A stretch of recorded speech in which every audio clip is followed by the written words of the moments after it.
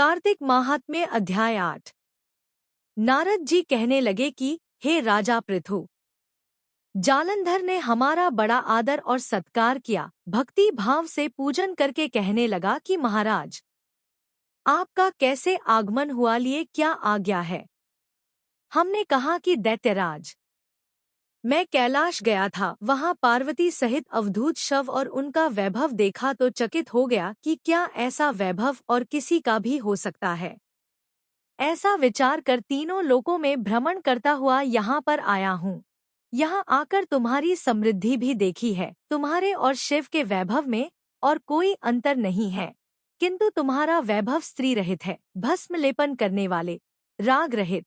कामदेव के शत्रु शिव के पास स्त्री रत्न जैसी पार्वती है, वैसी यद्यपि तुम्हारे पास अनेक सुंदरियां हैं, परंतु उनमें से कांतिमान पार्वती की तुलना कोई भी नहीं कर सकती है। नारद जी कहने लगे कि हे राजा पृथु, हम तो इतना कहकर वहां से चले आए, परंतु जालंधर ने पार्वती जी की इतनी सुंदरता सुनकर काम ज्वर से पीड़ित हो राहु को बुलाकर शिव के पास भेजा। राहु उसी समय चंद्र के समान उज्ज्वल कैलाश काला करता हुआ द्वारपाल नंदी द्वारा रोके जाने तथा शिव के सामने उपस्थित किए जाने पर उनसे बोले कि हे शिव, तीनों लोकों के नाथ और सब रत्नों के स्वामी जालंधर की आज्ञा सुनो। श्मशानवासी तथा नरमुंडों की माला धारण करने वाले, जटाजुटधारी तुम्हारे जैसे अवधूत के पास पार्वती जैसे परम सुंदरी स्त्री शोभा नहीं देती। मैं तीनों लोकों का नाथ, सब रत्नों का स्वामी हूँ। क्योंकि पार्वती भी स्त्री रत्न है, अतः वह मेरे साथ ही शोभा दे सकती है। तेरे जैसे भस्म धारण करने वाले योगी के पास नहीं रह सकती। नारद जी कहने लगे कि हे राजा पृथु, राहु के इतना कहते ही श्री शिवजी ने अपनी विकृति भौहें में से एक अति भयंकर पुरुष को उत्पन्न किया, जिसका सिंह सामान मुख, जलती हुई अग्नि के सामान लाल लाल नेत्र और शरीर पर खड़े हुए बड़े बड़े बाल थे। उत्पन्न होते ही जब वह राहु को खाने के लिए आगे बढ़ा तो राहु भयभीत होकर कहने लगा कि हे शिव, मैं ब्राह्मण हूँ और दूत भी, अतः तुम मुझको मत मारो। ऐसा कहने पर शिव ने राहु को पकड़कर आकाश में फेंक दिया। तब वह भयंकर पुरुष राहु को छोड़कर शिव के पास आया और कहने लगा कि मैं भूखा हूँ, मुझे खाने के लिए कुछ दो। तब शिवजी ने कहने लगे कि तुम अपने हाथ पैरों को खाओ। तब वह भयंकर पुरुष राहु को छोड़कर शिव के पास आया और कहने लगा कि मैं भूखा हूँ, मुझे खाने के लिए कुछ दो। तब शिवजी ने कहने लगे कि तुम अपने हाथ पैरों को खाओ। जब वह हाथ पैरों को खाता हुआ सारे धड़ को खा गया, केवल मुख ही बचा, तब शिवजी ने प्रसन्न होकर कहा कि आज से तुम्हारा नाम कीर्तिमुख होगा और तुम हमारे द्वारपाल होंगे। पहले तुम्हारी पूजा होगी, तुम्हारी पूजा बिना हमारी पूजा निष्फल होगी।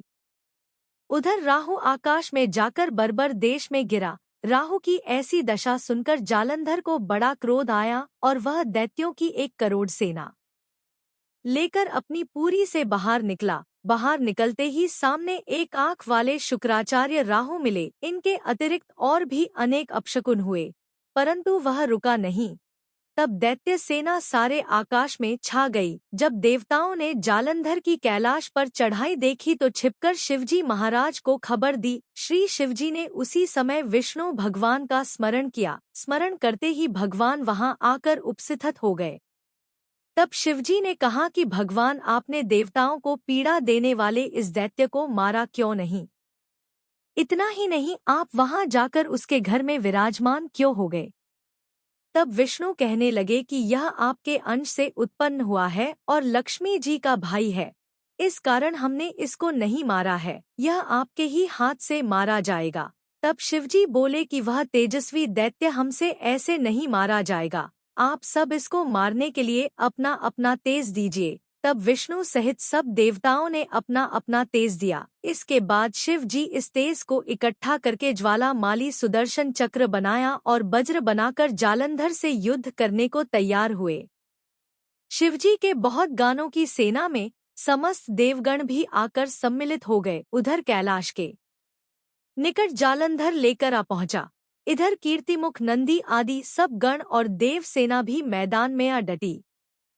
तब जालंधर और देवताओं का ऐसा संग्राम होने लगे, गणों की इस मार से घबरा का दैत्य सेना भागने लगी। दैत्य सेना को इस प्रकार भागते देखकर जालंधर के सेनापति शुंभ और निशुंभ तथा कालनेमी आगे आए। इनको देखकर दैत्यों ने अनेक प्रहार किए, जिससे देव सेना मार खाकर भागने लगी। तब गणेश और शुंभ का महाघोर युद्ध हुआ। इस बार अपनी सेना को भागती देखकर जालंधर स्वयं रणक्षेत्र में आया।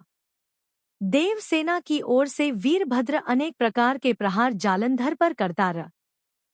तब जालंधर ने क्रोध में आकर अपना परिध उस पर दे मारा और उसके रथ की पताका काट दी। साथ ही जालंधर ने बाण वर्षा करके देव सेना में भगदड़ मचा दी। अपनी सेना की ऐसी दशा देख स्वयं शिवजी बैल पर चढ़कर युद्ध के लिए आए और आते ही दैत्य बाणों के तीव्र प्रहार किए। इन प्रहारों से दैत्य सेना इस प्रकार भागने लगी जैसे कार्तिक व्रत से पाप भाग जाते हैं। उसी समय शिवजी ने अपने बाणों प्रहार से खड्गारोमा का सिर काटकर पृथ्वी पर गिरा दिया। तब जालंधर ने महाघोर ललकार की, तो शिवजी ने उसके रथ के घोड़ों और सारथी को भी मार गिराया। तब जालंधर पैदल ही अपना खड्ग लेकर शिवजी की ओर दौड़ा। शिवजी ने तत्क्षण एक मुक्का उसकी छाती में मारा, जिससे वह कुछ विहल हो गया। इस प्रकार जब दैत्य ने देखा कि शिव अजय हैं, तो उसने गंधर्व माया रची। गंधर्व और अप्सराएं नाचने और गाने लगी। शिवजी भी इस माया में फंसकर नाचने और गाने लगे। जालंधर दैत्य श्री शिवजी को माया में फंसा देखकर महादेव जी का रूप धारण करके पार्वती जी के पास गया और पार्वती जी का रूप देखकर कामांध हो गया। पार्वती महादेव को आया देखकर खड़ी हो गई, परंतु तत्काल ही राक्षसी माया समझकर वहां से अंतर्ध्यान हो गई। तब जालंधर पुनः युद्ध भूमि में आया। उधर जालंधर के चले जाने के बाद पार्वती जी ने भगवान विष्णु का स्मरण किया। तब भगवान विष्णु ने वहां उपस्थित होकर पार्वती जी को आश्वासन दिया। भगवान विष्णु ने सोचा कि जालंधर ने स्वयं अपनी मृत्यु का रास्ता बता दिया है। यह दुष्ट वृंदा के पतिव्रत धर्म के कारण ही मृत्यु को प्राप्त नहीं होता है।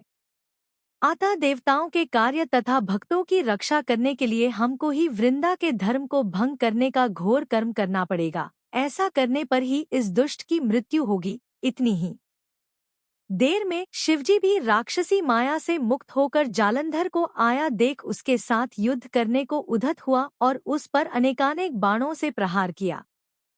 यहाँ कार्तिक मास कथा 8 अध्याय समाप्त।